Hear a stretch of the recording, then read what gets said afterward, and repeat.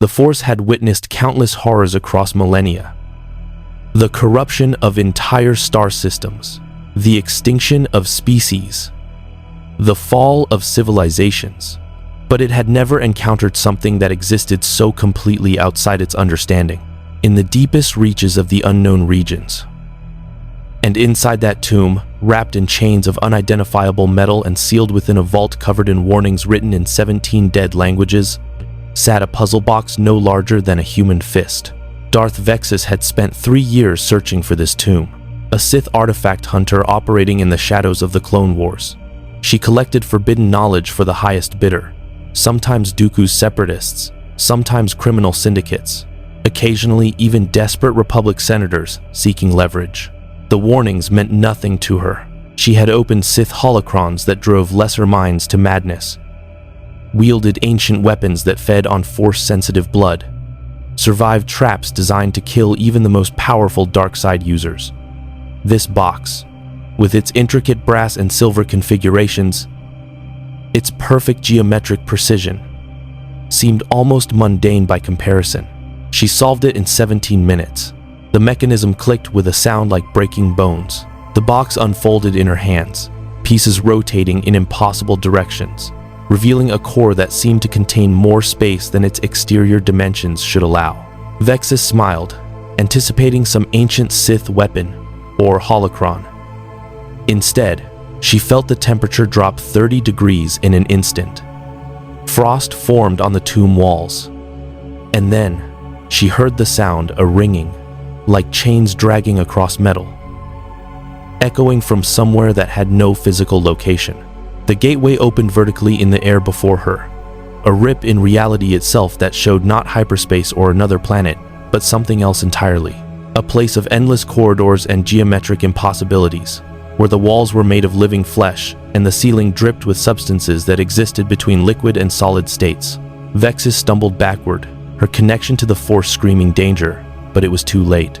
4 figures stepped through the gateway with movements that suggested they had been waiting for this moment across eons. They had once been human or something close enough. Now they were something else. The leader stood nearly 2 meters tall, his bald head a canvas of pins driven into the skull in a perfect grid pattern. He wore robes that might once have been black leather but now seemed woven from shadows and surgical scars. Behind him came 3 others, each transformed into living art, flesh rearranged into patterns that hypnotized and horrified in equal measure, their bodies modified with purposes Vexus's mind refused to comprehend. "The box," the pin-headed figure said, his voice like gravel dragged across silk. "You opened it. We came." Vexus ignited her crimson lightsaber, the blade humming in the suddenly frigid air. "I have power you cannot. We have no interest in your power," the Cenobite interrupted. Her lightsaber flickered, and she realized with growing horror that the dark side itself felt muted in their presence, as if the Force was recoiling from these beings. "We have interest in you. Your desire opened the configuration. Your hunger for knowledge, for sensation beyond the limits of your flesh, for experience that transcends the crude dichotomy you call light and dark." He smiled, and his teeth were thin needles. "We are explorers in the further regions of experience. Angels to some, demons to others. You called us. We will show you wonders." Chains erupted from the air itself, wrapped in hooks that gleamed with purposes older than the Sith Empire. Vexus screamed, tried to run, but the tomb that had taken her 3 years to find became her cage in 3 seconds. The last thing she transmitted through her encrypted.com before the signal died was a single desperate warning that would reach separatist intelligence within the hour. "The box, destroy it. They're not dark side. They're something else." The Lament Configuration clattered to the tomb floor, folding back into its solved state. The gateway remained open, and on Coruscant, 3,000 light-years away, Master Yoda sat bolt upright in meditation, his ancient eyes wide with confusion and fear. Something had entered the galaxy. Something the Force itself did not understand. If you want to see more characters enter different universes, hit that subscribe button and drop the name of a character and the universe you'd want to see them in down in the comments below. May the Force be with you. The Clone Wars had created a galaxy of desperate people, soldiers seeking meaning in endless battles, civilians searching for hope in occupied worlds, Force sensitives hungry for knowledge that might end the suffering. The Lament Configuration responded to desire, and the galaxy was full of it. The Jedi Temple's council chamber had witnessed countless debates over the course of the Clone Wars. But the silence that filled it now carried a different weight. Master Yoda stood at the center, his ears flat against his head, while the holographic forms of council members scattered across the galaxy flickered in their designated positions. Master Windu leaned forward in his physical seat, his expression carved from granite. "Describe it again," Mace Windu said quietly. "What you felt." Yoda's clawed hand gripped his gimmer stick. "A wound in the Force?" It was not. A presence of the dark side, neither. Something. He struggled for words in a way that sent chills through every council member present. Outside. It is. As if the Force itself recoils, confused. A hole that is not empty, but filled with something the Force does not recognize. Master Yoda. Ki Adi Mundi's hologram spoke from the siege lines of Megiddo. In 900 years, you've never reported a disturbance you couldn't classify. Are you certain this isn't some new Sith experiment? Count Dooku has been delving into ancient Sith artifacts. Know the dark side. I do. Yoda interrupted sharply. Studied it for centuries. I have. This is not the dark side. This is... He paused, and when he continued, his voice was almost a whisper. Other. Before the council could respond, Master Shakti's hologram flickered urgently. Masters, I'm receiving a report from Separatist intelligence that Republic operatives intercepted a transmission fragment from an artifact hunter in the unknown regions. Classified urgency level 9. Play it, Windu commanded. The static-filled recording crackled through the chamber. Box, destroy it, they're not darkside, they're something else. The scream that followed made even battle-hardened Jedi flinch. Then nothing but dead air. Triangulate the source, Windu ordered. Unknown regions coordinates. Shakti, have Republic intelligence forward everything they have on this artifact hunter. Yoda, was this the disturbance you sensed? Yoda's eyes were distant, focused on something far beyond the council chamber. Yes, but spread it has. No longer in unknown regions alone. Here, on Coruscant. Feel it. I can faint, but present. Like a disease beginning to infect, the council chamber's temperature seemed to drop. Obi-Wan Kenobi, present in the flesh, for once between campaigns, stood abruptly. Master, if there's a threat on Coruscant itself, we need to mobilize immediately. The underworld levels have been reporting unusual disappearances for the past 2 days. We attributed it to Black Sun activity. But no coincidence. This is, Yoda confirmed. Investigate. You must. Take Skywalker. Trust your instincts, but caution, exercise. If the Force cannot understand this threat, neither will we, until too late it may be. Plo Koon's hologram leaned forward. Masters, I must voice a concern. We're spread across the galaxy fighting the Separatists. Our forces are committed to a dozen campaigns. If this is a genuine threat on the capital itself, we may not have the resources to. We'll make resources, Windu said flatly. If something has entered our galaxy that exists outside the Force's understanding, it takes priority over battle droids. Master Yoda, can you sense the nature of this? Yoda was quiet for a long moment, his eyes closed. When he spoke, his voice carried the weight of genuine uncertainty, a thing the ancient Jedi Master rarely revealed. Hostile. Not the right word. It is. Hungry. Perhaps. Patient. Like a predator that does not hate its prey, but sees it as. necessary. Purpose beyond our understanding. It has. And growing.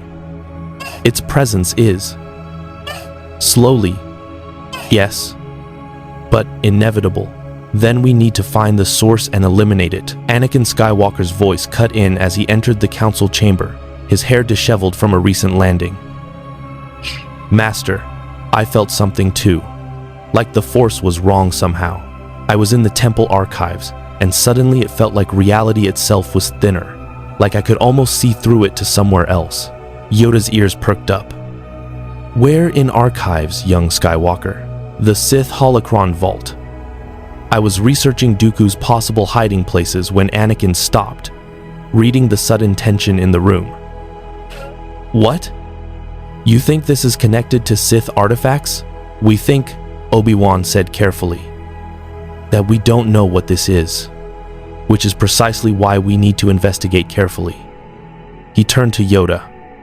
Master, with your permission, Anakin and I will track these disappearances in the underworld. If there's a pattern, we'll find it. Mace Windu stood. I'm assigning this investigation top priority. Every available Jedi on Coruscant is to be on alert.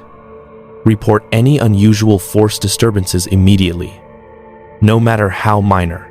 And Masters. He looked around the council chamber with an expression that mixed determination with something that might have been fear. If you encounter the source of this disturbance, do not engage without backup. Something that can confuse the Force itself is not something any single Jedi should face alone. As the council began to disperse, Yoda remained motionless, his eyes fixed on something only he could sense. In the underworld, 3,000 levels below the temple, a young Twi'lek mechanic was turning a brass puzzle box in her hands. Fascinated by its intricate mechanisms, she was lonely, desperate for connection, hungry for something to break the monotony of her gray existence. The box recognized her desire, and in the shadows between dimensions, something ancient and patient felt her fingers begin to solve the configuration. Now they had access to thousands of worlds, billions of souls, each with their own desires and desperate hungers. The leader, Pinhead, though that crude designation meant nothing to him, stood in the labyrinth and smiled his needle-toothed smile. Such potential, he whispered to the darkness. Such suffering waiting to be refined. Such souls crying out for transcendence. His chains rattled with anticipation. We shall give them exactly what they desire. The Works District of Coruscant's underworld existed 3,000 levels below the Senate building, where sunlight was a myth and the air tasted of lubricant, ozone, and desperation. Factories that had been automated for centuries still churned out components for a war effort that seemed to have no end. The workers, mostly aliens deemed undesirable by the Republic's increasingly humanocentric policies, lived in hablocks that would have been condemned on any world with actual building inspectors. It was the perfect hunting ground. Zekali, the Twi'lek mechanic, had finally solved the box after 3 hours of obsessive manipulation. Her fingers bled from the sharp edges, but she barely noticed. The moment the final configuration clicked into place, she felt something shift in the stale air of her tiny apartment. The temperature dropped. The walls seemed to breathe. And then the gateway opened, not with light or sound, but with a wrongness that made her leku curl tight against her neck in instinctive terror. They came through in silence. 4 figures that had once been beings like her, now transformed into living sculptures of flesh and metal and purpose beyond her comprehension. The one with pins in his head tilted his skull, as if examining her from angles that existed outside 3-dimensional space. You solved the box, Pinhead said. We came. Zekali tried to scream, but found her voice had abandoned her. She tried to run, but her legs refused commands. The second Cenobite, a female whose skin had been peeled back and rearranged into petals like some obscene flower, glided forward with movements that suggested her joints no longer functioned in conventional ways. Don't be afraid, the female Cenobite whispered, her voice like wind through barbed wire. You wanted escape from this gray existence. You desired sensation beyond the mundane. The box heard your need. Her fingers, tipped with what might have been surgical instruments or might have been natural bone reshaped, reached toward Zekali's face. "We will give you everything you hungered for. We will show you experiences your limited flesh never imagined possible. Please." Zekali managed, her voice barely a whisper. "I didn't know I'd just found it in the scrap heap. I thought it was just a puzzle." "There are no accidents," Pinhead interrupted. "The Lament Configuration goes where it is needed.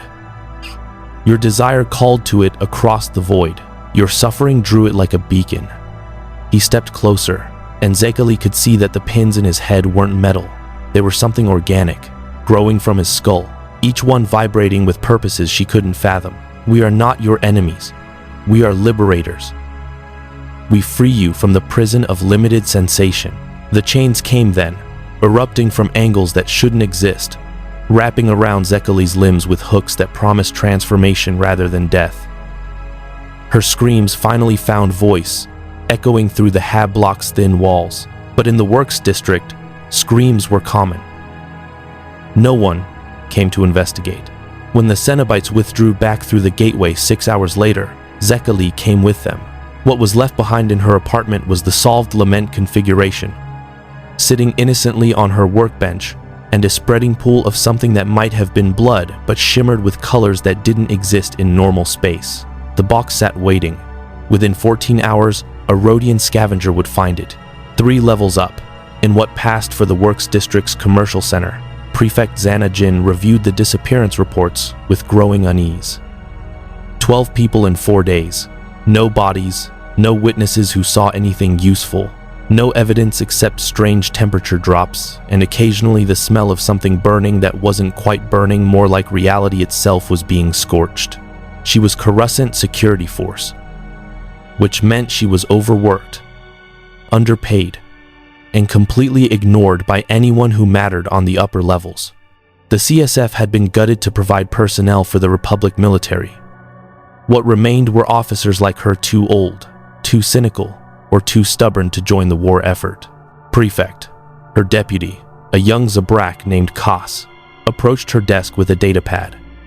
"You need to see this." Surveillance caught something at the latest disappearance site. Zana activated the holo recording. The footage showed Zekali's apartment from a hallway camera. For 3 hours, nothing unusual. Then, a flicker. The air itself seemed to ripple, like heat distortion but cold. The temperature gauge on the recording dropped from 20 degrees to -15 in 30 seconds. Frost formed on the camera lens, obscuring the view. But before it completely frosted over, Zana saw something that made her blood freeze colder than the hallway. Shadows that moved wrong, figures that seemed to have too many angles, and chains, impossible chains that emerged from nowhere and extended into nothing, wrapped around something the camera couldn't quite focus on. "What in the void is that?" Cass whispered. "I don't know," Zana admitted. "But I know someone who might. Get me a secure channel to the Jedi Temple. Whatever this is, it's beyond CSF jurisdiction." What she didn't know was that the Jedi were already coming. In a gambling den 2 levels down, a weak-way loan shark desperate to escape his debts was solving the puzzle.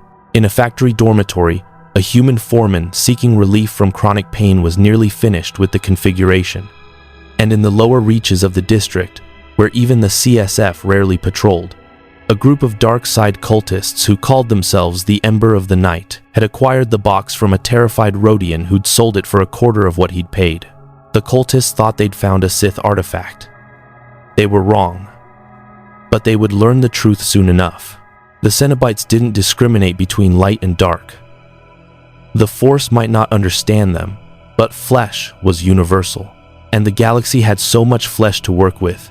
By the time Anakin and Obi-Wan arrived in the Works District, the labyrinth had already claimed 17 souls.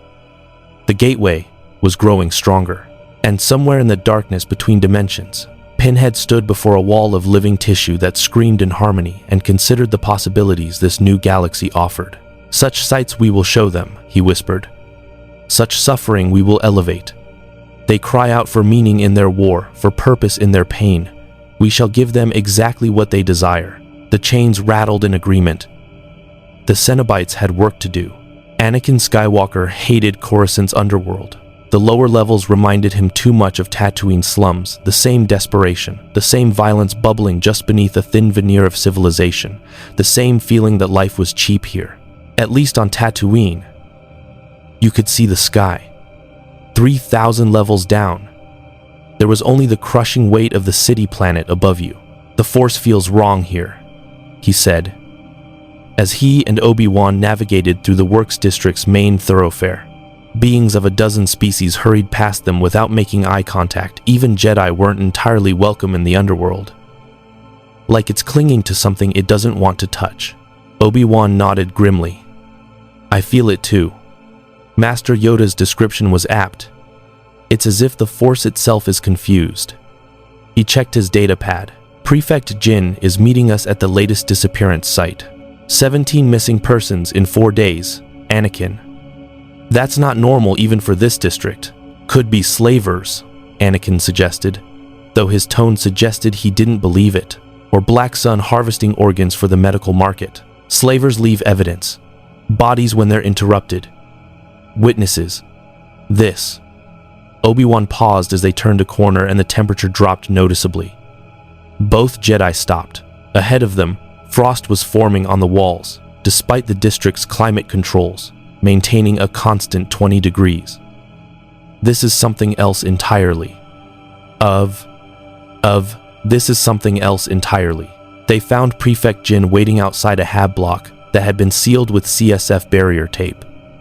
She was a Mirielon woman in her 50s, her face lined with the kind of weariness that came from decades of fighting, losing battles against urban decay and institutional apathy.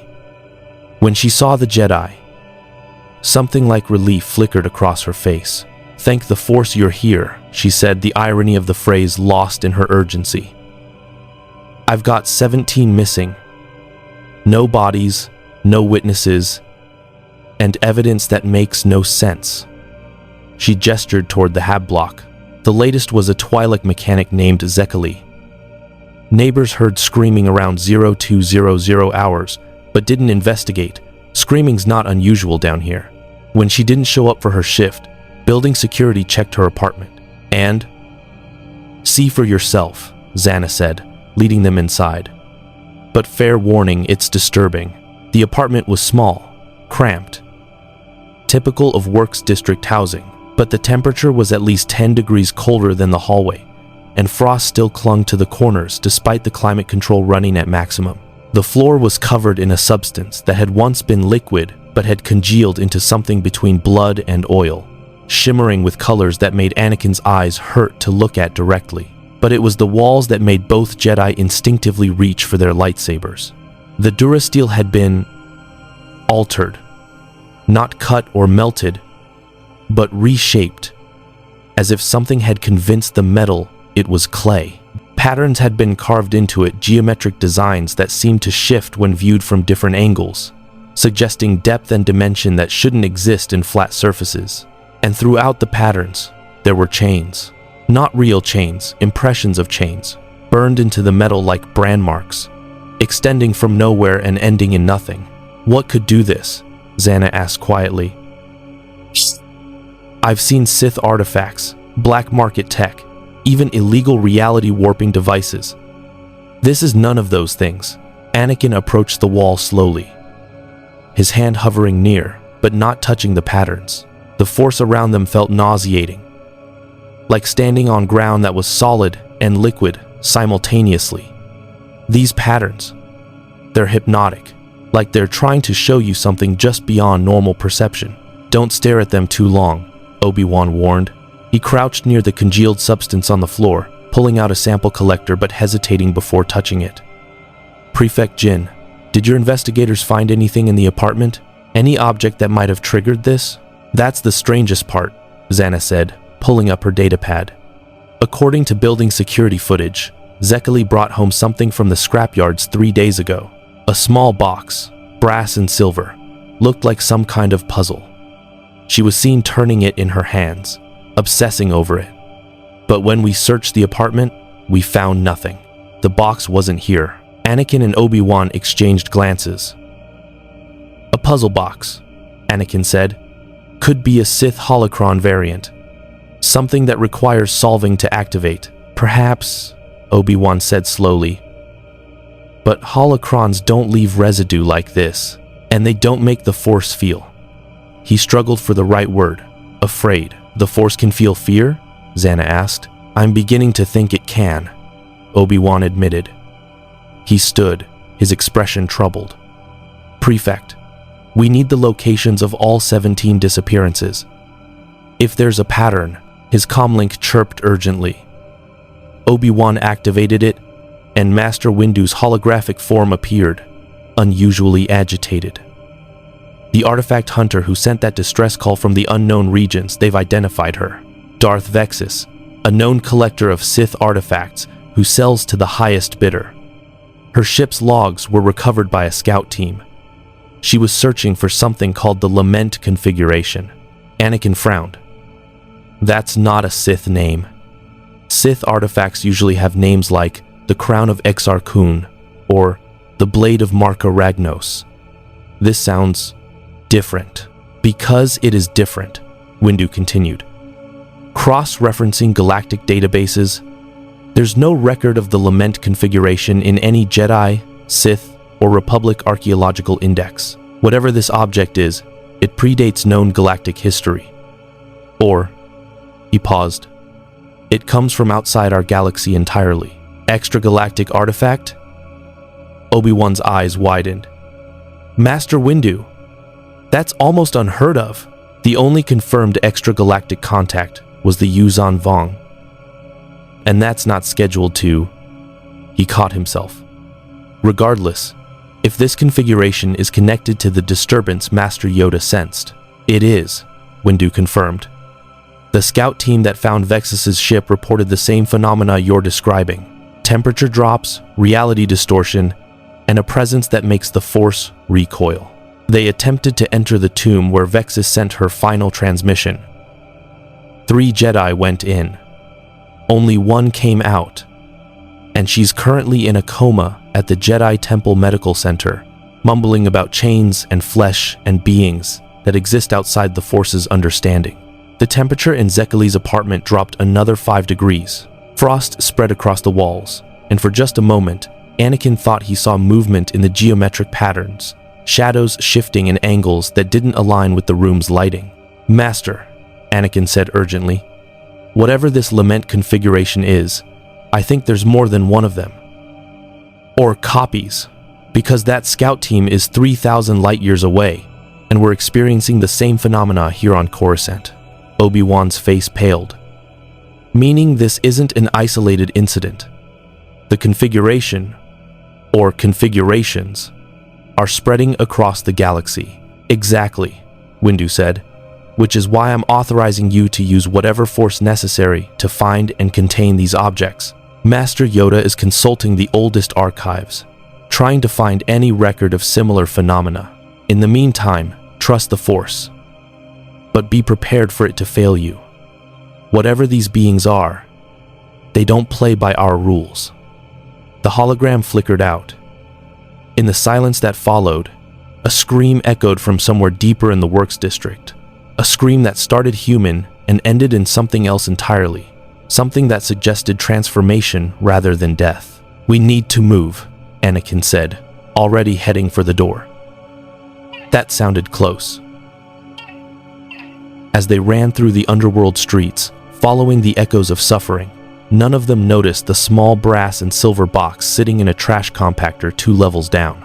A Rhodian scavenger named Tico had found it, solved it, and been claimed by the Cenobites 6 hours ago. The box had reformed itself afterward, as it always did, and was waiting patiently for the next set of fingers to attempt its configuration. In the gambling den where the Weequay loan shark had solved the puzzle, the Cenobites finished their work and withdrew. What they left behind was a masterpiece of flesh and geometry, a living sculpture that breathed in mathematical precision and screamed in perfect harmony. The other gamblers who witnessed it would spend the rest of their lives in psychiatric care, their minds unable to process what they'd seen. And in the darkest corner of the Works District, the dark side cultists finally opened their prize.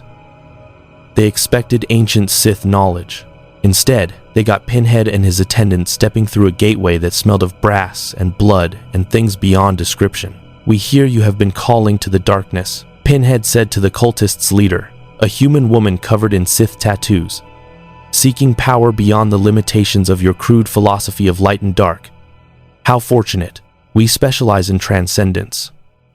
His chains unfurled like living serpents.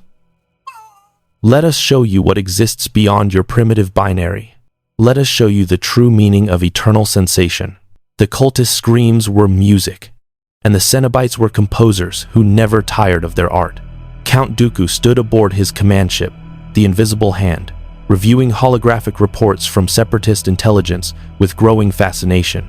The Clone Wars had introduced him to countless weapons, biological plagues, droid armies, dark side rituals, but this was something entirely new. 17 disappearances on Coruscant in 4 days. Republic forces scrambling. Jedi reporting force disturbances they couldn't classify. And at the center of it all, an artifact that predated galactic history. "Show me the recovered footage again," he commanded. The hologram flickered, displaying the security recording from Zekali's apartment building. Dooku watched the temperature drop. The shadows move wrong. The chains that emerged from impossible angles. His connection to the Force, honed over decades as a Jedi, and refined through years studying the dark side, felt nothing from the recording. Just absence, as if whatever these entities were existed in a space the Force couldn't touch. "Fascinating," he murmured. General Grievous, standing nearby with his cape draped over his mechanical frame, made a sound that might have been contempt. "These disappearances are causing panic in Coruscant's underworld," the cyborg general rasped. "The Republic is distracted. We should press our advantage. Attack while their attention is divided." "Oh, we will attack," Dooku said, "but not in the way you imagine." He turned to his protocol droid. "Contact our agents in the Works District. I want the Lament Configuration acquired and brought to me. Offer whatever payment is necessary. Inform them that the box is far more valuable than any Sith artifact we've sought before." "Master," Grievous interrupted, "is it wise to bring an unknown object aboard this ship? If it's responsible for these disappearances, then it's a weapon," Dooku finished, "and weapons can be wielded. The Jedi are terrified of it precisely because they don't understand it. Their dogma teaches them to trust the Force above all else. But if something exists outside the Force's understanding," he smiled, "then the Jedi are helpless against it. While they scramble to comprehend what they're facing, we will have already learned to control it." What Dooku didn't say, what he barely admitted to himself, was his own hunger to understand the Lament Configuration. He had left the Jedi Order because he'd grown disgusted with their limitations, their refusal to explore the full spectrum of power. He'd embraced the Sith because Darth Sidious promised knowledge beyond the Jedi's narrow philosophy. But if there existed beings that transcended even the Sith's understanding of the dark side, his comlink chimed. One of his agents, a Devaronian information broker named Kess, appeared in holographic form. "Lord Tyrannus, I've located one of the boxes. A group of dark side cultists in Coruscant's lower levels acquired it 3 hours ago. They've gone silent since. I can retrieve it, but the price..." "Name it," Dooku said immediately. 1 million Republic credits. And safe passage off-world when the Separatists take Coruscant. "Done. Retrieve the configuration and bring it to the rendezvous coordinates I'm transmitting. Do not attempt to open it yourself. Am I clear?" "Crystal, my lord." Kess's hologram vanished. Grievous moved closer, his mechanical breathing filling the silence. "And if this configuration proves uncontrollable? If it targets us rather than the Republic?" Dooku's expression remained serene, but something cold flickered in his eyes. "Then we will learn its limitations and destroy it. But I suspect, General, that anything capable of making the Force itself recoil is worth the risk of study. Sidious has taught me much about the dark side. Perhaps these Cenobites can teach me about what lies beyond even that." Kess had been in dangerous situations before. He'd stolen Jedi holocrons from temple archives, smuggled Sith artifacts under Republic noses, even assassinated a Hutt crime lord who'd gotten too greedy. But approaching the dark-side cultists' hideout in the Works District made every survival instinct he possessed scream at him to run. The building was an abandoned factory that had once produced thermal detonators. Now it served as a gathering place for those who believed the Sith philosophy offered salvation from the Clone Wars madness. Kes had sold them information before they paid well and didn't ask questions. But as he approached the entrance, he noticed the temperature dropping with each step. Frost covered the factory doors. Not condensation, actual frost, despite the climate controls keeping the district at standard temperature. The Durasteel had been altered, reshaped into patterns that hurt to look at directly, and there was a smell, copper and burnt ozone, and something organic he couldn't identify. Last chance to walk away, he muttered to himself. Then he thought of the million credits and safe passage off Coruscant. The Clone Wars were turning against the Separatists no matter what Dooku believed. When the Republic inevitably won, information brokers who'd worked for the other side would be hunted down. He pushed open the factory door. Inside was a cathedral of suffering. The cultists, all 17 of them, were still alive. Technically, they'd been arranged in geometric patterns across the factory floor, their bodies reshaped into living architecture that defied conventional anatomy. Chains extended from their flesh, connecting them to each other and to points in space that didn't exist visibly. They were breathing. Some were even conscious, their eyes tracking Kes with expressions that mixed agony with something that might have been ecstasy. At the center stood 4 figures that had once been humanoid. The one with pins in his head turned slowly, and Kes felt his bladder nearly void from terror. Another one comes seeking the configuration, Pinhead observed. Not to open it, but to steal it. How? Pragmatic. He gestured to where the Lament Configuration sat on an altar the cultists had constructed from scrap metal and desperation. You may take it. We've already opened multiple gateways across this level of your city world. The configuration will find its way to more hands regardless. Kes couldn't speak. His voice had abandoned him completely. He could only stare at the cultists, people he'd known, dealt with, even shared drinks with, now transformed into living art that shouldn't exist. They desired power beyond the light and dark, the female Cenobite explained, gliding forward with movements that suggested her joints no longer functioned in conventional directions. We gave them exactly what they sought, transcendence from the crude limitations of Sith philosophy. They are experiencing sensations beyond anything their limited minds conceived possible.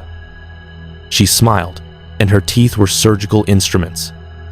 Would you like to join them? No. Kes managed, his voice barely a whisper. Just the box. That's all. Alla wad. Ah no brek. Kes manage dog. Ah no brek fru manage. Ah no brek fru manage. Ah no brek fru manage. Ah no brek fru manage. Ah no brek fru manage. Ah no brek. Then take it, Pinhead said. But know this. Broker of information, your employer seeks to weaponize what he doesn't understand. The Lament Configuration is not a tool. It is an invitation. Those with desire, with hunger for experience beyond their flesh's limitations, will always be drawn to it, and we will always answer. His chains rattled softly. Tell your master that we care nothing for his war between Republic and Separatists.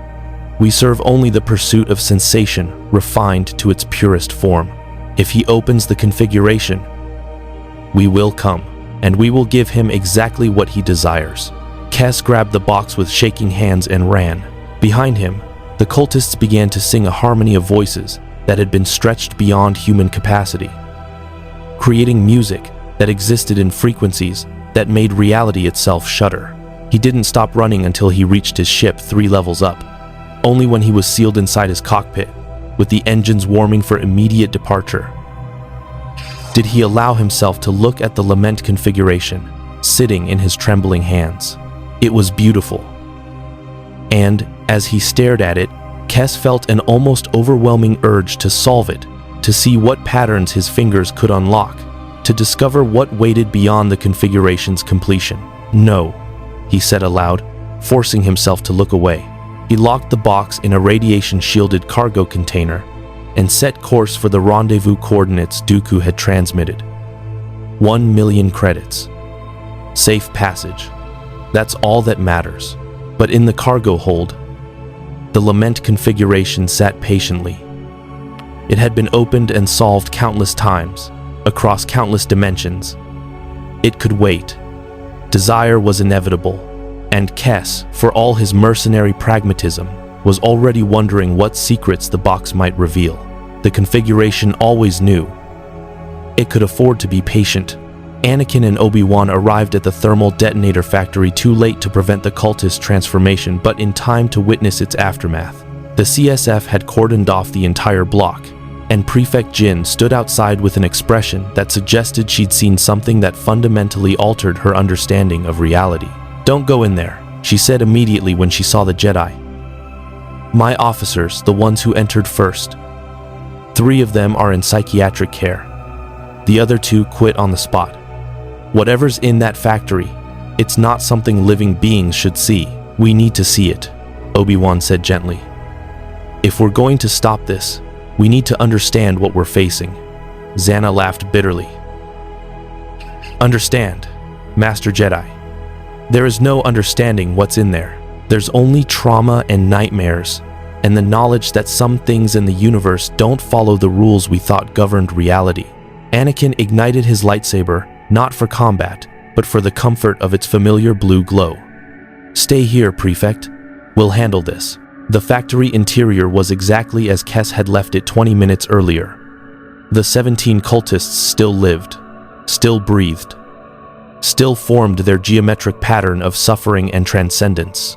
But the Cenobites had withdrawn, leaving their art to speak for itself.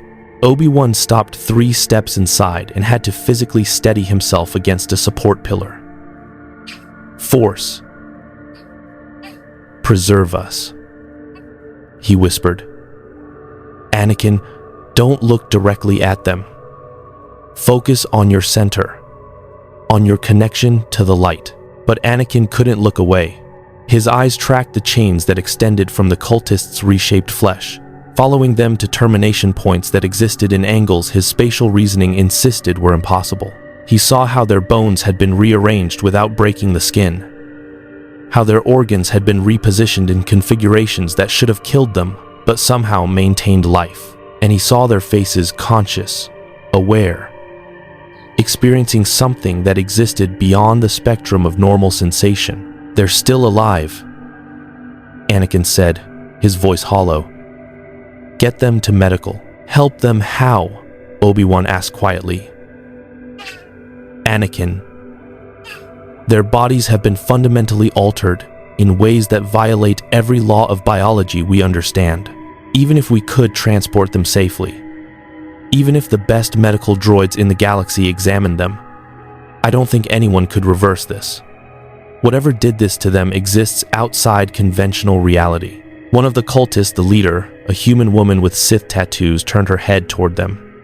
The movement was smooth, too smooth, suggesting her vertebrae no longer functioned in standard anatomical fashion. When she spoke, her voice carried harmonics that made Anakin's teeth ache. "Jedi," she said, and the word was simultaneously a greeting and a condemnation. "We sought power beyond your crude philosophy. We found it." Her eyes were still human, still capable of expressing emotion. What they expressed was not pain or horror, but ecstasy. "We are experiencing sensations you cannot imagine. We are becoming art. The angels showed us truth beyond the Force." "Angels?" Obi-Wan stepped forward cautiously. "Is that what you call the beings who did this to you?" "Angels to some," she answered. "Demons to others. They are explorers in the further regions of experience. We asked for transcendence. They delivered." A sound that might have been laughter or screaming emerged from her throat. "If you long of the Lukri said, and that well be te well. Do you understand, Jedi? Your light and dark are binary constraints. The Cenobites showed us infinity." Anakin felt nauseous. The force around the cultists felt wrong, not corrupted by the dark side, but confused. as if the Force itself was trying to process what it was sensing and failing. Where did they go? The ones who did this? Everywhere, the woman said. The labyrinth exists between spaces. They come when the configuration is solved. They come when desire calls them. And there is so much desire in this galaxy, Jedi. So much hunger for something beyond the endless war, beyond the meaningless suffering. The boxes are spreading. More will open. More will be shown the truth. The boxes? Obi-Wan's eyes widened. There are multiple Lament configurations? The configuration reproduces. Another cultist, a Rodian, whose vocal cords had been rearranged into an instrument that created impossible sounds, chimed in. Each solving creates another. The angel's gift multiplies. Soon, every world will have the opportunity to transcend. Quote, Anakin activated his comlink. Master Windu, we have a situation. The artifact isn't singular, it's replicating, and the beings connected to it, these Cenobites, they're not targeting specific people. They're responding to anyone who solves the configuration. This could spread across the entire galaxy. Static crackled through the comlink. And when Windu responded, his voice was tense. We've just received reports from 3 other systems. Similar disappearances, same temperature drops, same reality distortions. Anakin, this isn't just a Coruscant problem anymore. Before Anakin could respond, the factory's temperature dropped another 20 degrees. Frost spread across every surface, and the cultists began to sing that same harmony that existed in frequencies reality shouldn't support. The air rippled, and for just a moment, Anakin saw it. A gateway, forming in the center of the factory, showing a glimpse of somewhere else. Endless corridors of flesh and geometry. The labyrinth. And standing in that gateway, watching the Jedi with eyes that saw beyond 3-dimensional space, was Pinhead, Anakin Skywalker. The Cenobite said, his voice like gravel dragged across silk and broken glass. We know you. Your desire burns like a beacon, your fear of loss, your hunger for power to prevent suffering, your rage against a galaxy that took your mother and threatens all you love. He smiled, his needle-toothed smile. The configuration would welcome you. We could show you experiences that transcend your crude understanding of the Force. We could give you power beyond light and dark. Anakin felt it then, the temptation.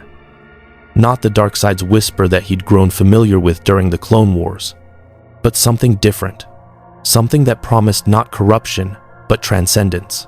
The Cenobites weren't offering to make him evil. They were offering to make him more. Beyond the Jedi's limitations. Beyond even the Sith's understanding of power. And in the formants, Anakin. Don't listen, Obi-Wan said urgently, his hand on his former Padawan's shoulder. This is manipulation. They're exploiting your fears. We exploit nothing, Pinhead said. We merely offer what is desired. Young Skywalker desires power to save those he loves from death. We can provide experiences that make death meaningless. We can show him sensations that transcend mortality itself. The chains rattled. All he need do is solve the configuration. Open the door. Accept our gift. For a terrible moment, Anakin considered it. His mother had died screaming in his arms. He had nightmares of Padme, dying in childbirth. The Jedi Council told him to let go of attachment, to accept death as part of the Force. But what if there was another way? What if these beings could actually know? Anakin said, his voice firm despite the trembling in his hands.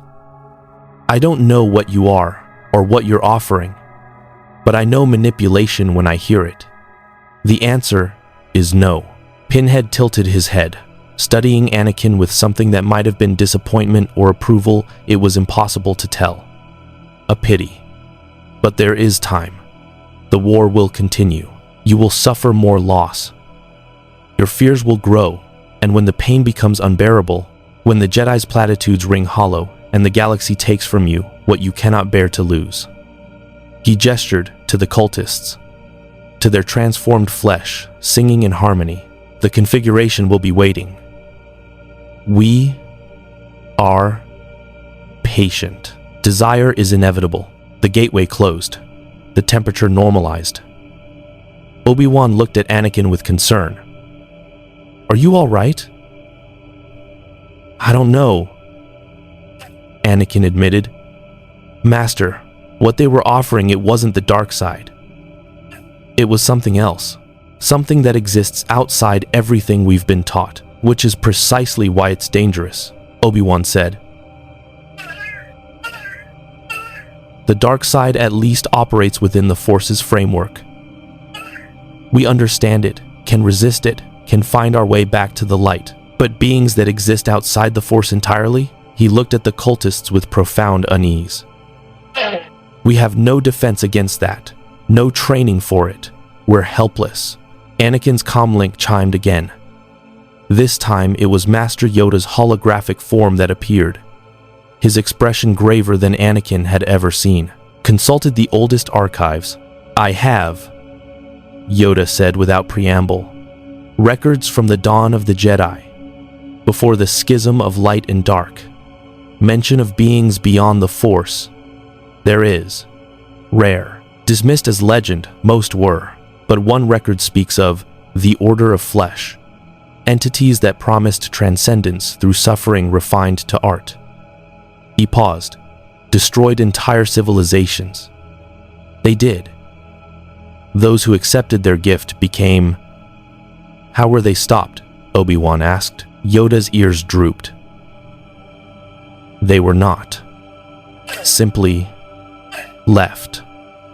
When enough had been transformed, when the civilization had nothing more to offer, departed they did, to other worlds, other galaxies, like locusts of suffering, consuming desire wherever it bloomed. Then we can't kill them, Anakin said. We can only wait for them to leave, or, Yoda said quietly, prevent desire from calling them. Destroy the configurations before they can be solved. But multiplying, you say they are, across multiple systems, already spread. Difficult. That makes our task, perhaps, he hesitated, impossible. The singing grew louder, and in its harmonics, Anakin heard something that terrified him more than any Sith Lord or battle droid army. The sound of inevitability. The Cenobites weren't conquerors. They were patient artists. And the galaxy locked in a war that generated endless suffering and desperate desire was the perfect canvas. The Jedi Temple's council chamber had never felt as inadequate as it did now. For 1,000 generations, the Jedi had been the galaxy's guardians against the dark side.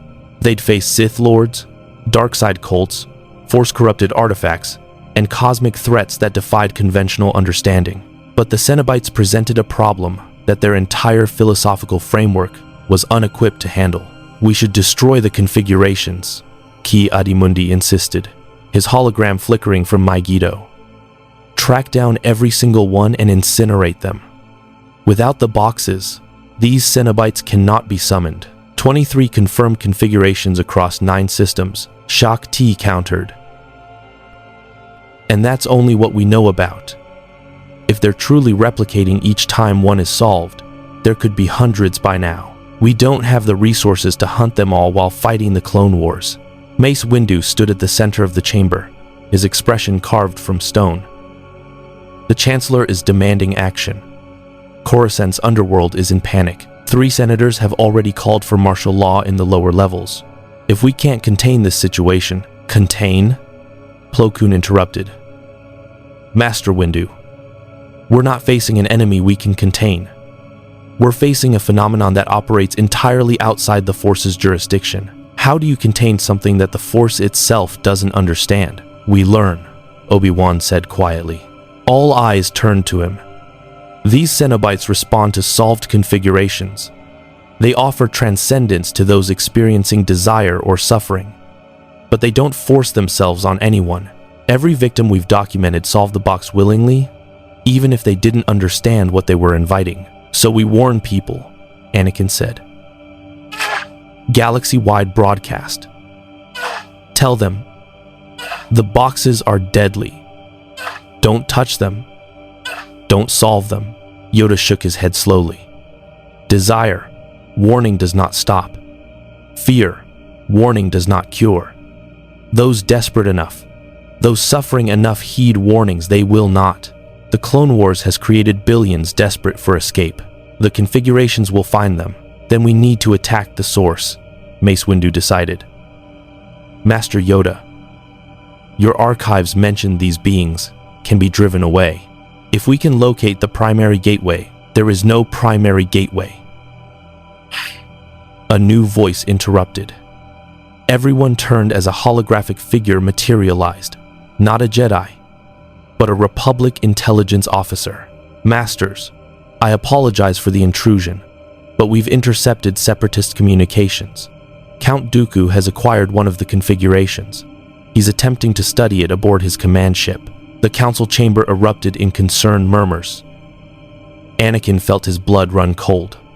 If Dooku opens that box, he will invite the Cenobites aboard a ship full of droids and living crew, Obi-Wan finished. And if what we've seen is any indication, they'll transform everyone aboard into their art. Or, Windu said grimly, Dooku will succeed in weaponizing them. Remember, he was a Jedi Master. His understanding of the Force rivals anyone in this chamber. If he can find a way to control these beings. Control? Yoda's voice was sharp. Beyond the Force, they exist. Beyond light and dark. What control could Dooku possibly? He stopped, his eyes widening with a realization that horrified him. Unless not control, but alliance. If Dooku offers them what they desire, suffering, Shakti breathed. An entire galaxy at war. Billions of beings in pain, desperate, hungry for escape. Dooku could offer them unrestricted access. We need to intercept that ship, Anakin said immediately. Master, give me a strike team. I can. No, Windu said firmly. We can't risk losing more Jedi to these beings. The Council needs a different approach. He turned to Yoda. Master, you said these entities were documented as leaving civilizations once they'd exhausted their interest. What made them leave? Yoda was quiet for a long moment. When he spoke, his voice carried the weight of terrible knowledge. Satiation. When enough had been transformed. When desire had burned itself out through suffering refined to its ultimate expression, departed they did. Like fire, consuming fuel until nothing remains to burn. You're saying, Obi-Wan said slowly, that the only way to make them leave is to let them finish? To allow them to transform whoever seeks transformation until they lose interest? Unacceptable, Ki-Adi-Mundi declared. We cannot sacrifice billions to. We may not have a choice, Plo Koon interrupted. If these beings truly exist outside the Force, if they cannot be killed or controlled or contained, then our options are limited. We can try to minimize casualties, warn as many as possible, destroy configurations when we find them, but ultimately, we're helpless, Anakin finished bitterly. The great Jedi Order, guardians of peace and justice, helpless against puzzle boxes and pain monsters from another dimension. Not helpless, Yoda said, though his tone suggested even he wasn't entirely convinced. Resourceful we must be. Creative. Perhaps prevent desire. We can. If address the suffering the Clone Wars creates. If bring peace to the galaxy. Peace? Mace Windu's laugh was harsh. Master Yoda, we're fighting a war against an enemy that controls half the galaxy. Peace isn't an option until the Separatists are defeated. And even then, the transition will create its own suffering, its own desperate desires. The Council fell into troubled silence. Outside the chamber, Coruscant continued its daily rhythms, unaware that the Jedi, the beings who had maintained order for millennia, had just admitted they had no solution to the threat spreading through the underworld. Finally, Obi-Wan spoke. "Then we do what we can. Track the configurations. Destroy them when possible. Warn civilians. Protect those we can protect. And..." He hesitated. "We prepare for the possibility that some souls are beyond our saving, that some beings will accept the Cenobite's offer, and we'll have to live with that." "Unacceptable," Anakin said again. "There has to be another way. We're Jedi." Anakin said, "We're Jedi." Anakin said, "We're Jedi. We don't give up on people." "We're not giving up," Obi-Wan said gently. "We're acknowledging our limitations. Anakin, we cannot save everyone. Sometimes the best we can do is minimize the damage and prevent the threat from spreading." But Anakin wasn't listening. His mind was racing through possibilities, tactical options, desperate plans. There had to be a way to stop this. He wouldn't accept that beings could simply invade the galaxy and the Jedi could do nothing but watch. He wouldn't accept. His comlink chimed. It was Padme, her holographic form appearing with an expression of concern. "Anakin, I'm hearing reports about disappearances in the underworld. The Senate is in an uproar. Chancellor Palpatine is calling for immediate military intervention. Is this connected to what you and Obi-Wan have been investigating?" "Yes," Anakin said, grateful for an excuse to leave the council chamber and its atmosphere of helpless acceptance. "Padme, I need to see you. Can you meet me?" "Already on my way to your quarters," she said. "Anakin, people are scared. They're talking about demons, about punishment from the Force, about the Clone Wars being a judgment on the galaxy. If the Jedi don't provide answers soon, we don't have answers," Anakin admitted. "That's the problem." After the hologram faded, Mace Windu looked at the assembled council. "This crisis is testing everything we believe about the Force and our role as its servants. We need to adapt, to think beyond our traditional frameworks. Master Yoda, continue researching the archives." As the council dispersed, Yoda remained behind, staring into the distance with eyes that had witnessed 900 years of galactic history. He had seen the Sith return from extinction.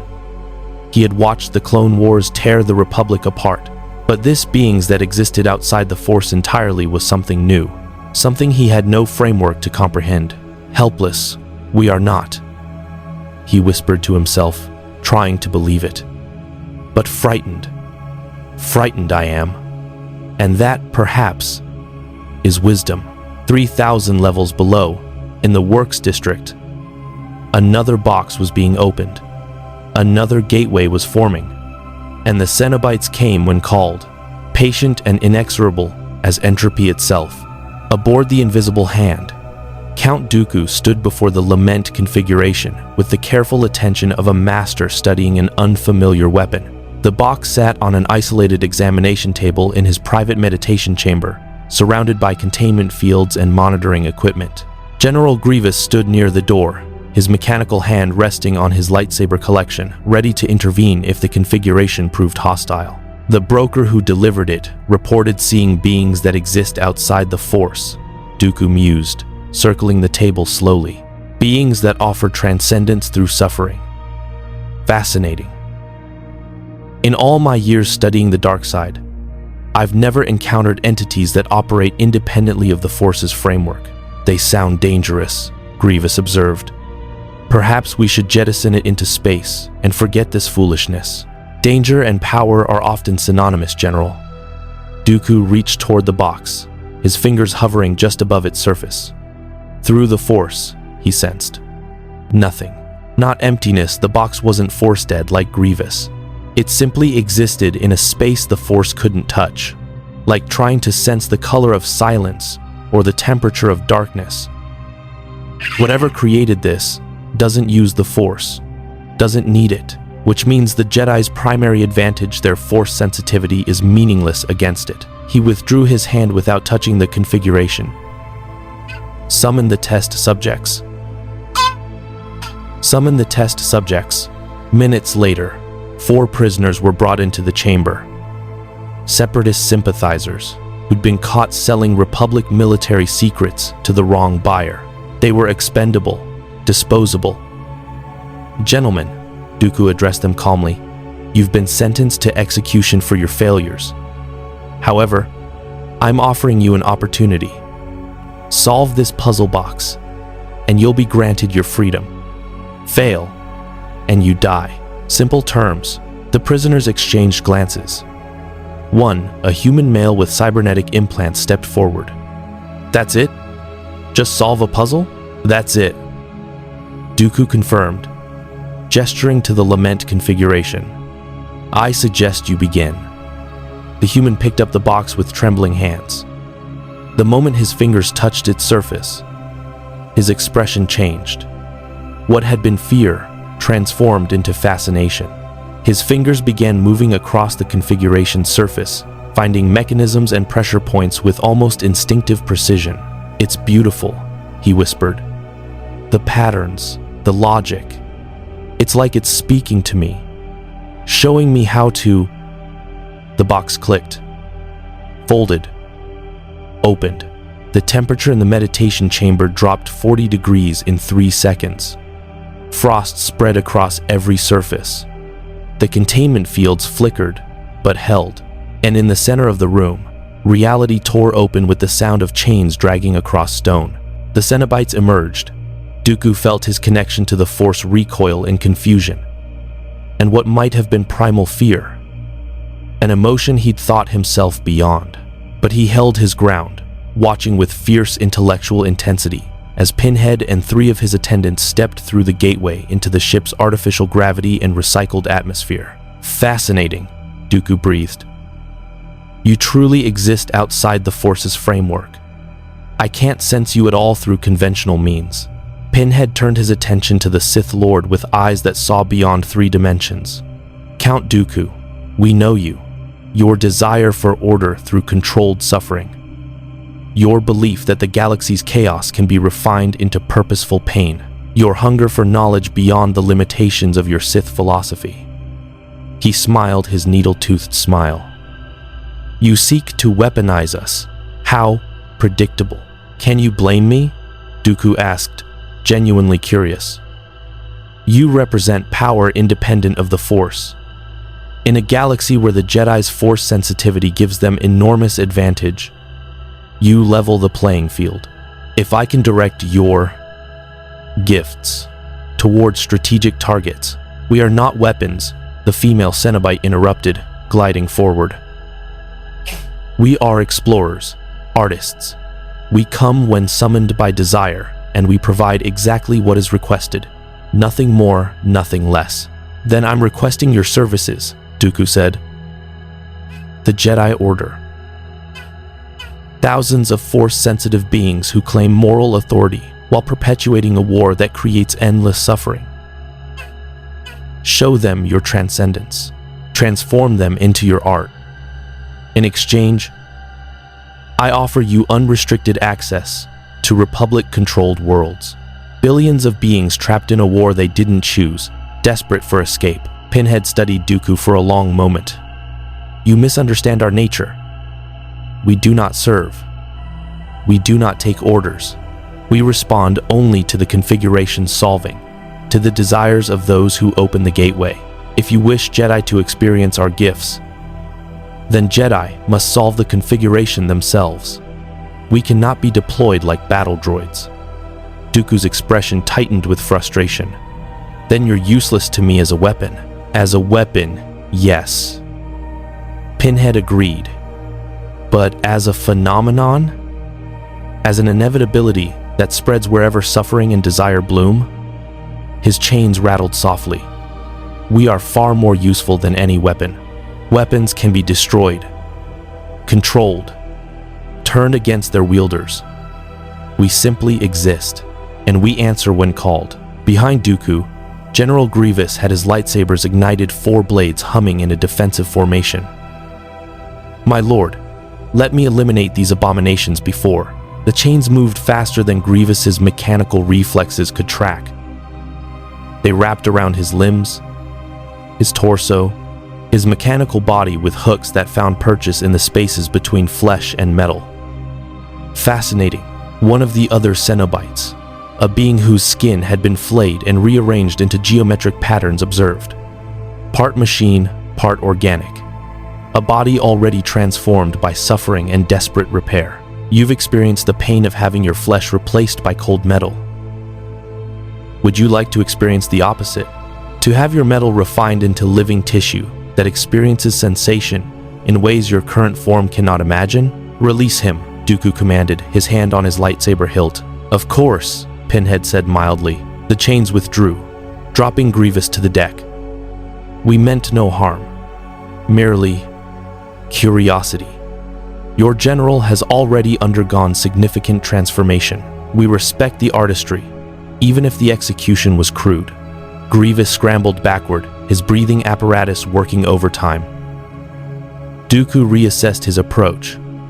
These beings couldn't be controlled through force manipulation or intimidation. They operate on entirely different principles. What do you want? What do you want? He asked bluntly. If you're not weapons, not servants, what is your purpose? To show those who desire it the experiences beyond their flesh's natural limitations, Pinhead explained. To refine suffering into art, to transform desire into transcendence. We are explorers of sensation in its purest forms. Pain and pleasure, fear and ecstasy, agony and rapture, all points on a spectrum far broader than your species typically experiences. And if I were to solve the configuration myself, then we would come for you, Pinhead said. We would give you exactly what you desire: knowledge beyond the Force, power beyond light and dark, experiences that transcend your limited understanding of existence. But you would become ours. Your flesh would be our canvas, your suffering our art. You would transcend Sith and Jedi both, becoming something other. For a moment, just a moment, Dooku was tempted. Everything he'd sought as a Jedi and failed to find. Everything the Sith had promised, but never fully delivered.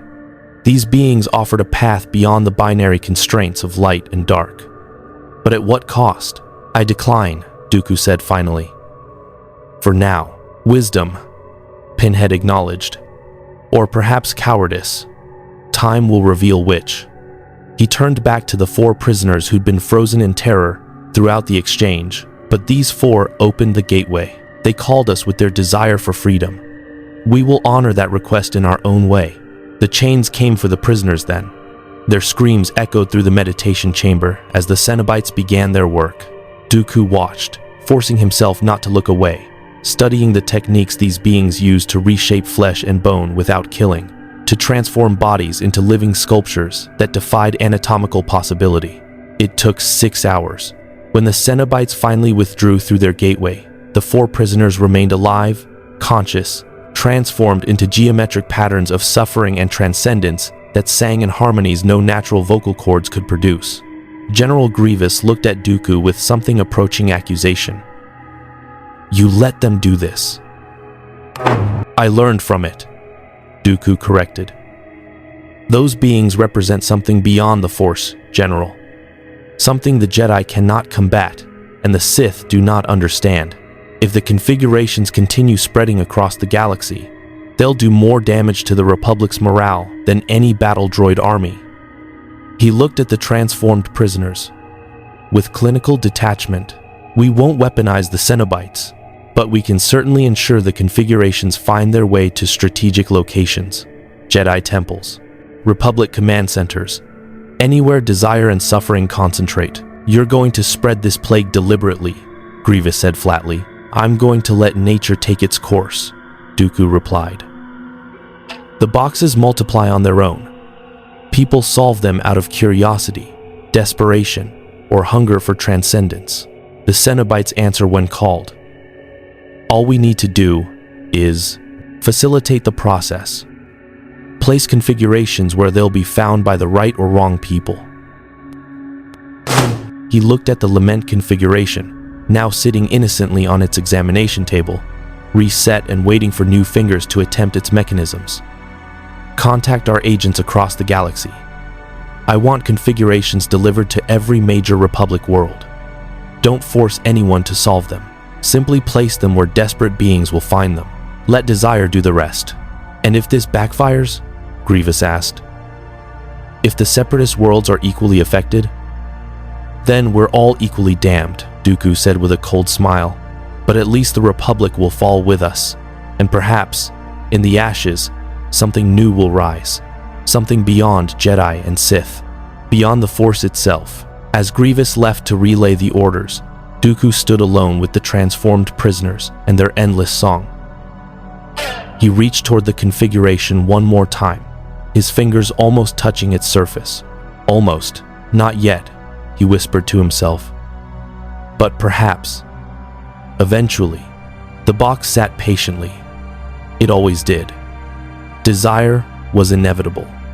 And Dooku's hunger for knowledge beyond the Force was a desire that grew stronger with every passing day.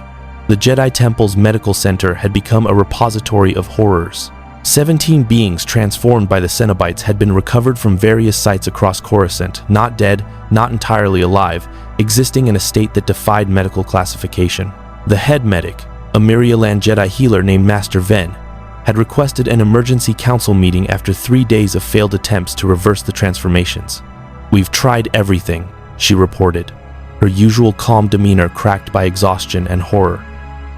Bacta immersion, surgical intervention, force healing, even experimental techniques from the archives. It's as if their cellular structure has been rewritten according to geometric principles that violate biological laws. Mace Windu studied the holographic medical scans with grim intensity. Are they in pain? We don't know. Master Ven admitted, their brain activity suggests they're conscious and experiencing sensation, but whether that sensation constitutes pain or something else entirely. She trailed off, clearly disturbed. Some of them sing Master Windu, harmonies that shouldn't be possible with human vocal cords. When we asked one if they wanted the transformation reversed, they said, she swallowed hard. They said they'd transcended suffering, that they were experiencing existence in its purest form. They've been brainwashed, Anakin said immediately. The Cenobites did something to their minds. I don't think so, Obi-Wan said quietly. He'd been studying the medical reports extensively. Their brain scans show no evidence of mental manipulation. They genuinely believe they've achieved transcendence, which is perhaps more terrifying than brainwashing. It means some part of them wanted this. Yoda entered the council chamber, moving slower than usual, aged by the weight of decisions no Jedi should have to make. A choice the council must make. 17 transformed beings we have here. Hundreds more across the galaxy, reports indicate. Keep them alive, we cannot indefinitely. Resources, we lack. Space, we lack. And danger. They represent gateways to the Cenobites, they may be. You're suggesting we kill them? Anakin's voice rose with anger. They're victims, Master Yoda. We don't execute victims. Victims who may serve as anchors for the Cenobites' presence, Shakti pointed out. We've detected force disturbances around the medical center, as if reality is thinner where the transformed beings exist. If the Cenobites can use them as permanent gateways, an alarm cut through the discussion. Masters, the medical center, something's happening. The transformed beings are singing louder. The temperature is dropping, and there are reports of chains manifesting in the hallways. The council moved as one, racing through the temple's corridors toward the medical center. They arrived to find frost covering the walls, and medical staff backing away from the quarantine section where the 17 transformed beings were housed. Through the transper steel observation windows, they could see the beings arranged in their geometric patterns, their altered flesh glowing with bioluminescence that pulsed in rhythm with their impossible harmonies. And in the center of the quarantine ward, reality was tearing open. The gateway manifested slowly, deliberately, as if the Cenobites wanted the Jedi to witness every moment of its formation. The labyrinth's impossible architecture became visible through the widening tier corridors of flesh and geometry that existed in dimensions the temple's walls weren't designed to contain. Pinhead stepped through first, his pin-studded head tilting as he surveyed the Jedi Temple's medical center with what might have been approval. The Jedi Temple, he observed. We've heard of this place across the dimensional barriers. A sanctuary of those who deny desire, who suppress suffering rather than refine it, who cling to artificial concepts of light and dark. His needle-toothed smile widened. How fascinating to finally visit. Ober. How fascinating to finally visit. Mace Windu ignited his purple lightsaber, its distinctive hum echoing through the medical center. Around him, 24 Jedi activated their own blades, blue, green, yellow, creating a wall of plasma between the Cenobites and the rest of the temple. You are not welcome here, Windu declared.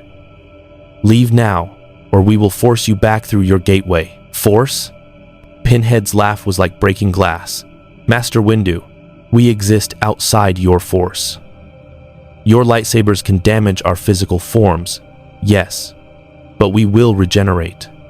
You cannot kill what was never truly alive in the way you understand life. And, more importantly, he gestured to the 17 transformed beings. We didn't come uninvited. These souls called to us through their transformation. They are our art, our anchors in your reality. As long as they exist, we can return. Anakin moved forward, his lightsaber raised. Then we'll destroy your anchors. We'll do what we have to do to protect the temple. Anakin. No, Obi-Wan started, but it was too late. Anakin lunged at the nearest transformed being, the former dark-side cultist leader. His blue blade descended toward her reshaped form, but before it could connect, chains erupted from impossible angles, wrapping around Anakin's wrist, his arm, his torso. More chains manifested from the walls, the ceiling, the floor itself, as if the temple's structure was being rewritten to accommodate the Cenobites' geometry. Skywalker, Pinhead said, and there was genuine interest in his voice now. Your desire burns so bright, it illuminates dimensions. Fear of loss, hunger for power to prevent suffering, rage against the injustice of a galaxy that takes and never gives back. The chains tightened, drawing Anakin closer to the gateway despite his struggles. We could give you what you truly want, not the Jedi's false peace, not the Sith's crude passion. Something beyond both. Transcendence that would make you powerful enough to save everyone you love. Anakin, don't listen, Obi-Wan shouted, rushing forward. His lightsaber cut through the chains, but they regenerated instantly, new links forming to replace those severed. I could show you your future, Pinhead continued, his voice almost gentle. The choices that await you, the suffering you will endure, the darkness you will embrace in your desperation to save those you love. The Jedi haven't told you, but they know you are destined to fall, to become something terrible in your quest to prevent loss. The chains drew Anakin closer still, until he was mere meters from the gateway, able to see into the labyrinth's depths. But we offer another path. Transform that destiny. Transcend it. Become something beyond Sith or Jedi. Become art. Anakin felt it then, the terrible temptation. Not the dark side's seductive whisper, but something colder, more alien. The promise of power that existed outside the Force's binary constraints. Power that could truly prevent death, truly save Padme, truly end the suffering the Clone Wars inflicted on the galaxy. In that moment, suspended by chains between the temple and the labyrinth, Anakin Skywalker stood at a crossroads different from the one Palpatine would eventually offer. The Cenobites weren't offering to make him Sith. They were offering to make him other. Anakin! A new voice cut through his paralysis. Padme's voice, though she shouldn't be in the temple, though she was supposed to be at the Senate. But there she was, in the medical center doorway, her hand on her still flat stomach, her eyes wide with terror. Anakin, please, come back. Whatever they're offering, it's not worth it. I need you. Our child needs you. The real you, not whatever they want to turn you into. The mention of the child, his child, not yet born, not yet even confirmed, though he suspected, cut through the Cenobite's influence like a blade. Anakin looked at Padme, at the future she represented, and then at the labyrinth's impossible corridors. No, he said, his voice stronger now. I won't trade my humanity for power. I won't become a monster to prevent loss. There has to be another way. There is no other way, Pinhead said, but there was something like respect in his tone now. And you have made yours. The chains released Anakin abruptly, dropping him to the medical center floor. Interesting. You possess more will than we anticipated. Or perhaps, he looked at Padme, more to lose than you're willing to risk. Mace Windu seized the moment.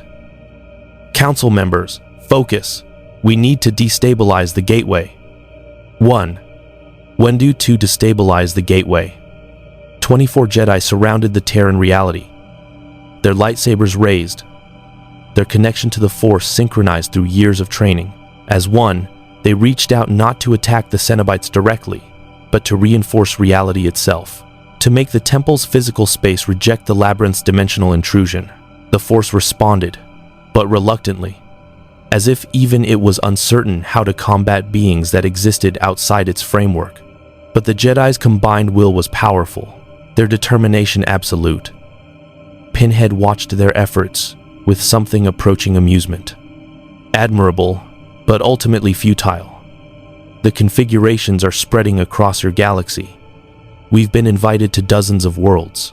The Clone Wars has created so much desire, so much suffering, so much hunger for escape. You cannot close every gateway. You cannot destroy every anchor. He began to withdraw through the shrinking portal. We will return. When your war creates more desperation, when your losses become unbearable, when the galaxy's suffering reaches its apex. His final words echoed through the medical center as the gateway collapsed. We are patient. Desire is inevitable. And suffering is eternal. The gateway sealed with a sound like reality sighing in relief. The chains vanished. The temperature normalized. But the 17 transformed beings remained. Anakin struggled to his feet, supported by Obi-Wan. Padme rushed to him, and he held her close, feeling her heartbeat, her warmth, her realness as an anchor against the unreality he just faced. We need to address the medical center victims, Yoda said quietly. Keep them alive. We cannot. Danger too great, they represent. But kill them. His ears drooped. Wrong. That feels. Innocent they were when they opened the configurations. They're not innocent anymore, Mace Windu said, his voice heavy with the weight of command. They're weapons, gateways, anchors for beings that want to transform our entire civilization. Master Ven, can they be sedated? Kept in stasis indefinitely? Possibly, the healer said. But for how long? And what happens if the stasis fails? If the Cenobites can reach through their transformed flesh at any moment? And then we have no choice, Windu decided. Sedate them. Place them in the deepest stasis we can maintain. Seal them in containment that even the Force cannot easily penetrate. It's not execution, but it's isolation. Indefinite isolation. A living death, Obi-Wan said quietly. Is that truly more merciful? No one had an answer. Anakin looked at the transformed beings at people who'd sought escape from suffering and found something beyond comprehension instead. We need to find Count Dooku, he said suddenly.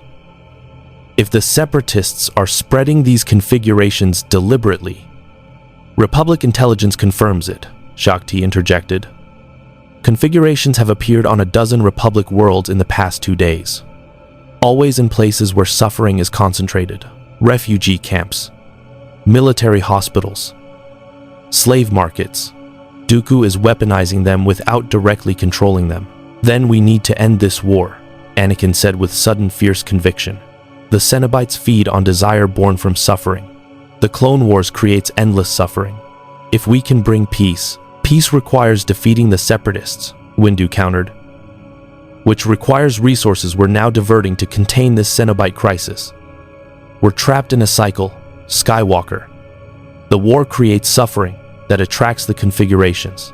The configurations create chaos that prolongs the war. Yoda looked at each council member in turn, his ancient eyes reflecting a weariness that went beyond physical exhaustion.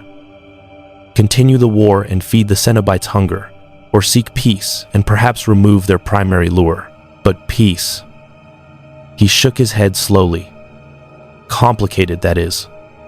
Dooku will not surrender. Grievous will not stop. And Sidious. He paused, frustrated. Still hidden. The Sith Lord is. Still manipulating.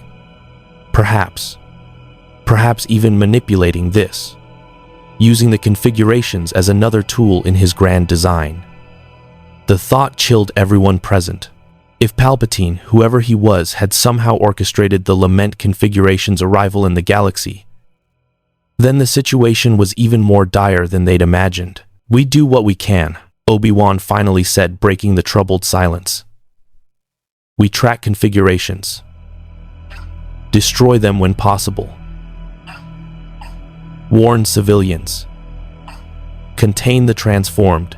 And we pray that the Cenobites lose interest before the galaxy is consumed. Prayer, Mace Windu said bitterly. We've been reduced to prayer. As the council dispersed to coordinate their response, Anakin held Padme close in a quiet corner of the medical center. I almost went with them, he admitted in a whisper. For a moment, I almost accepted. They promised power to save you, to save everyone I love, but you didn't. Padme said firmly. You chose us. Chose love over power. That's what makes you better than them, Anakin. Better than the Sith. Better than whatever those Cenobites wanted to turn you into. Anakin nodded, but privately, he wondered. The war would continue. More people would suffer. And eventually, inevitably, he would face impossible choices. When that day came when Padme's life hung in the balance, when the choice was between losing her or embracing something beyond redemption, what would he choose? The Cenobites had offered transcendence. Palpatine, when he eventually revealed himself, would offer Sith power. Both promised salvation through transformation. Both promised the power to prevent death. And Anakin, holding his pregnant wife in a medical center surrounded by transformed victims, feared that someday, desperate and broken, he might accept one of those offers. The configurations were spreading, the Cenobites were patient, and the Clone Wars ground on, creating endless desire for escape from suffering. The galaxy had invited demons, and demons, once invited, were nearly impossible to banish. 3 months passed. The Lament Configuration became a known phenomenon across the Republic, a puzzle box that promised transcendence, but delivered transformation into living horror. Public service announcements warned citizens. Jedi teams raided suspected configuration sites. The CSF on every major world maintained dedicated units to respond to reports of the boxes, but still, they spread. Kuat drive yards reported 17 workers transformed after a configuration appeared in the factory's break room. On Naboo, an entire village solved a box during a religious ceremony, seeking liberation from war's suffering. Kashyyyk's Wookiees discovered configurations in the Shadowlands and, with their wisdom, immediately destroyed them, but not before 3 young warriors succumbed to curiosity. The Republic Senate, in a rare moment of unified action, declared the Lament Configuration a Class 1 prohibited artifact. Possession carried a mandatory death sentence, but desperate people didn't care about laws. Suffering people didn't heed warnings. And the configurations, through some mechanism no one understood, always found their way to those who needed them most. Count Dooku watched the chaos from aboard his flagship and smiled. He hadn't needed to control the Cenobites. He'd simply needed to understand them. They were a force of nature, like gravity or entropy. You didn't control such forces, you simply pointed them at your enemies and stepped back. The Republic is hemorrhaging resources, General Grievous reported.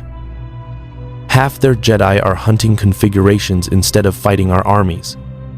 Entire star systems are in quarantine because of Cenobite outbreaks. Their morale is collapsing. Good, Dooku said.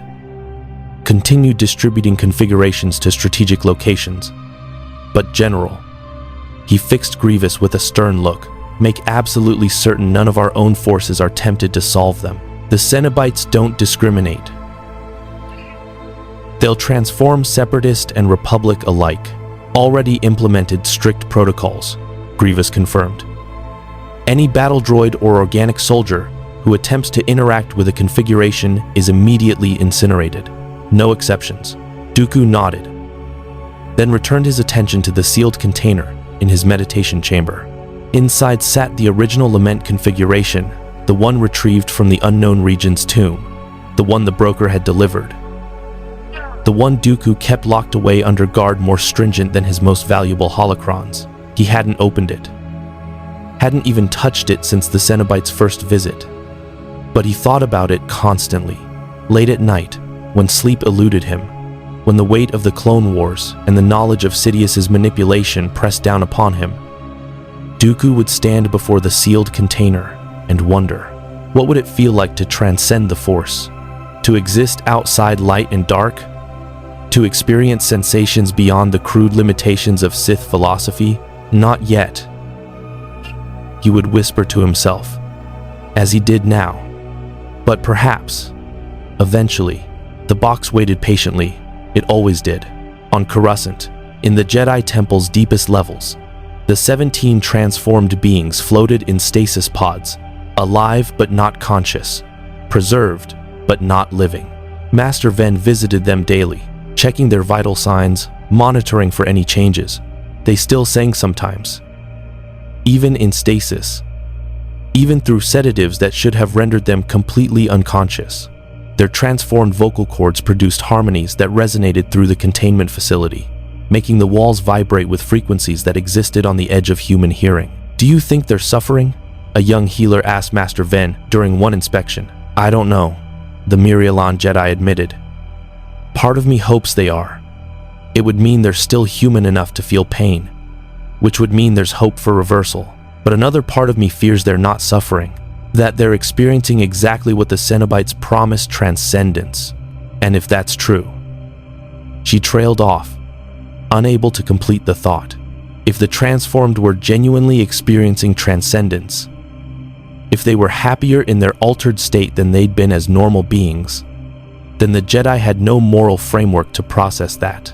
How could suffering refined to its ultimate expression be preferable to normal existence? How could beings voluntarily choose transformation into living horror? But the evidence suggested they did choose. Every single transformed individual, when asked before being placed in stasis, expressed no desire to return to their previous form. Some even begged to be released so they could continue their experiences. Arquierda expressed no desire to be released so they could continue their experiences. The Jedi had no answer for that, so they kept the transformed in stasis and hoped understanding would eventually come. Anakin stood on the temple's meditation balcony, watching Coruscant's endless traffic streams flow through the twilight sky. 3 months since his near transformation. 3 months since Padme had confirmed her pregnancy. 3 months of nightmares where he stood at the gateway's threshold, chains wrapped around his limbs, Pinhead's voice whispering promises of power. "You're troubled," Obi-Wan said, joining him on the balcony. "More than usual. The Cenobites are still out there," Anakin said, "still transforming people. And we're no closer to stopping them than we were 3 months ago. We've contained the spread somewhat," Obi-Wan offered. "Configuration destruction rates are up. Public awareness has reduced the solving rate. It's not victory, but it's progress." End quote. "It's not enough." Anakin's hands clenched into fists. "Master, I keep thinking about what Pinhead said. That I'm destined to fall. I'm destined to fall. That I'll embrace darkness to prevent loss. What if he's right?" Obi-Wan was quiet for a moment. "Destiny is not fixed, Anakin. The Force shows us possibilities, not certainties. Yes, you walk close to the edge. Yes, your fear of loss makes you vulnerable. But you chose not to go with the Cenobites.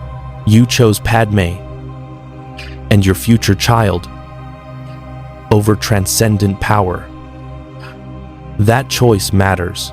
This time," Anakin said quietly, "I chose correctly this time. But what about next time? What if the next offer comes when I'm more desperate, more broken, more willing to do anything to save those I love? Then you'll choose again," Obi-Wan said firmly. "And I'll be there to remind you who you are. We all will." He placed a hand on Anakin's shoulder. "The Cenobites offered you one path, but there are always alternatives. Always hope. That's what separates us from beings like them. We believe in redemption, in choice, in the possibility of return from darkness." Anakin wanted to believe him. He truly did. But in his nightmares, and sometimes in his darkest moments, he wondered what he'd actually lost by refusing the Cenobites' gift. In the Works District, Prefect Zana Jin had become the Republic's leading expert on Lament Configuration incidents.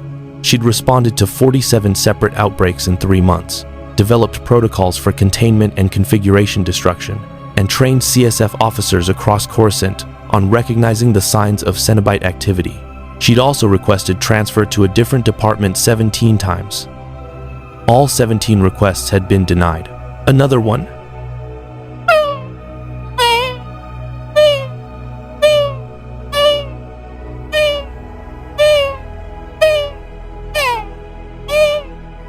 Her deputy Koss reported, his voice exhausted. Warehouse District, level 2847. Witnesses report temperature drops and screaming. Same pattern as always. Zana suited up, checked her containment equipment, and headed out. This was her life, now racing from one horror to another, trying to save people who'd already doomed themselves the moment they touched the configurations. When she arrived at the warehouse, she found 6 workers transformed into geometric sculptures of flesh and chain. The Cenobites had already withdrawn, leaving their art behind. The workers were still conscious, still singing in impossible harmonies. "Do you want medical attention?" Zana asked one of them. "Following protocol, we want nothing," the transformed worker replied, his voice resonating in frequencies that made Zana's teeth ache. "We have transcended want. We simply are, and it is glorious." Zana called for the containment team and returned to her patrol speeder. 47 incidents, 6 transformations per incident on average. That was 282 beings transformed just in Coruscant's underworld. Just in 3 months. Just in the cases she'd personally responded to. How many more across the galaxy? Thousands? Tens of thousands? And the configurations kept spreading. She thought about quitting. About leaving the CSF, leaving Coruscant, finding some backwater world where the Clone Wars and the Cenobites and the endless suffering hadn't reached. But someone had to do this work. Someone had to respond when desperate people solved the boxes. Someone had to try to save them, even when saving was impossible. So Zana Jin kept working, kept responding, kept hoping that eventually the galaxy would run out of suffering and desire. Though deep down, she knew better. The Clone Wars would continue. The Cenobites would continue. And somewhere in the darkness, between dimensions, beings that existed outside the Force's understanding would continue refining suffering into art. On a nameless planet in the unknown regions. In the tomb where Darth Vexus had first opened the original configuration, a Republic archaeological team made a discovery. They found records, ancient inscriptions in languages that predated galactic civilization, and those inscriptions told a story. The Lament Configuration was not a Sith artifact. It was not even from this galaxy. It was a remnant of a civilization that had existed in another dimension entirely. A civilization that had solved the ultimate puzzle: how to transcend physical limitation completely. But that transcendence had come at a cost. They transformed themselves so completely that they could no longer exist in normal reality. So, they'd created the configurations as invitations, as gateways, as means of sharing their gift with other civilizations across countless dimensions. The Cenobites were what remained of that civilization. Angels who'd become demons through their pursuit of ultimate experience. Explorers who'd ventured so far beyond conventional existence that they could never return. And the configurations were their legacy, spreading through dimensions like seeds, finding fertile ground wherever suffering and desire bloomed, offering transcendence to those desperate enough to accept. The archaeological team transmitted their findings to the Jedi Council, then sealed the tomb permanently, hoping to prevent further configurations from being created. But they were 3 months too late. The configurations had already achieved critical mass. The galaxy had been infected, and infections, once established, were nearly impossible to cure. Master Yoda sat in meditation, reaching out through the Force to feel the galaxy's state. He sensed the Clone Wars grinding on, sensed Palpatine's manipulation continuing, sensed the darkness gathering, and beneath it all, like static interference on a comlink, he sensed the Cenobites' presence. Not through the Force, they existed outside the Force's touch, but through the Force's absence. Holes in reality, where transformed beings sang. Thin spots where gateways could form, a spreading network of wrongness that the Force couldn't heal because it couldn't understand. Fighting 2 wars, we are, Yoda whispered to the empty meditation chamber. One against the Separatists. One against beings that exist beyond our comprehension. Win both, we cannot. Perhaps win either, we cannot. It was the most pessimistic thought Yoda had entertained in 900 years, but honesty compelled him to acknowledge the possibility. The Republic was collapsing under the weight of the Clone Wars and the Cenobite crisis. The Jedi were stretched beyond their capacity, and somewhere in the shadows, the Sith Lord Sidious was surely pleased with the chaos. Survive, we must, Yoda decided. If victory impossible is, then survival becomes the goal. Preserve what we can, save who we can, and hope that the Force, in time, will show us a path forward. It was not the inspiring leadership the Jedi needed, but it was the truth. And in the galaxy's current state, truth was a rare commodity. 6 months after the Lament Configuration first opened within the Star Wars galaxy, the phenomenon had achieved a grim equilibrium. The configurations continued spreading, but public awareness and Jedi intervention had slowed their replication rate. Thousands had been transformed, but millions had been warned. The Cenobites appeared when called, but made no organized effort to conquer. They simply responded to invitations, refined suffering into art, and withdrew until summoned again. The Clone Wars continued, as it always had, grinding planets into dust and populations into desperation. But now the war had a new dimension, a horror that existed beyond Republic and Separatist, beyond Jedi and Sith, beyond even the Force's understanding. Count Dooku still kept his sealed configuration, still contemplated its mechanisms late at night, still resisted the temptation to solve it. But that resistance grew harder with each passing day. Each new revelation of Sidious's manipulation. Each reminder that even as a Sith Lord, he was merely a pawn in a larger game. The Jedi maintained their vigilance, hunting configurations, sealing transformed victims in stasis, hoping for an understanding that remained frustratingly elusive. They had learned to fight enemies they could sense through the Force, could confront with lightsabers, could defeat through wisdom and training. But beings that existed outside the Force entirely? That was a challenge no 1,000 generations of Jedi tradition had prepared them for. Anakin Skywalker continued walking his tightrope between light and dark, between duty and desire, between the Jedi's path and the alternatives that whispered temptation in his darkest moments. He had refused the Cenobites once. Whether he could refuse the next temptation, whatever form it took, remained to be seen. And across the galaxy, in refugee camps and military hospitals, in slave markets and factory dormitories, In every place where suffering concentrated and desire bloomed, beings found brass and silver boxes that promised answers to their pain. Some ignored the warnings. Some solved the configurations. Some invited the Cenobites into their reality and experienced transcendence that horrified everyone who witnessed the transformation. The Lament Configuration had become part of the galaxy's landscape, another horror in a war full of horrors, another threat among countless threats, another way the Force's promise of balance had been twisted into something unrecognizable. Pinhead stood in the labyrinth and observed the expanding network of transformed souls across this new galaxy. It was slower than some civilizations. The beings here had surprising resistance, strong wills, philosophical frameworks that helped them resist desire's call. But it was still growing, still spreading. Patience, he reminded his fellow Cenobites. We have eternity. This galaxy has given us thousands already. In time, when the war's suffering reaches its apex, when desperation overcomes resistance, millions more will seek our gift, and we will answer. We always answer. The chains rattled in agreement. The Clone Wars would continue. The Cenobites would continue. And somewhere in the darkness, the Sith Lord Sidious watched both with satisfaction, already calculating how to turn even this cosmic horror to his advantage. The galaxy had invited demons through its suffering and desire. And demons, once invited, never truly left. They simply waited in the spaces between reality, patient as entropy, inevitable as death itself.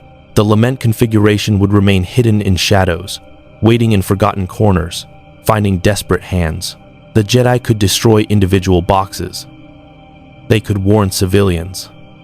They could seal transformed victims away.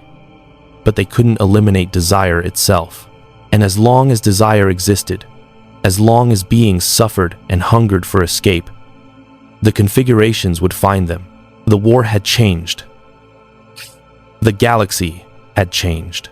And in the corridors of the labyrinth, between dimensions, the Cenobites prepared for the long harvest of souls that awaited them in this galaxy far, far away, a harvest that had only just begun. May the Force be with you. More stories await.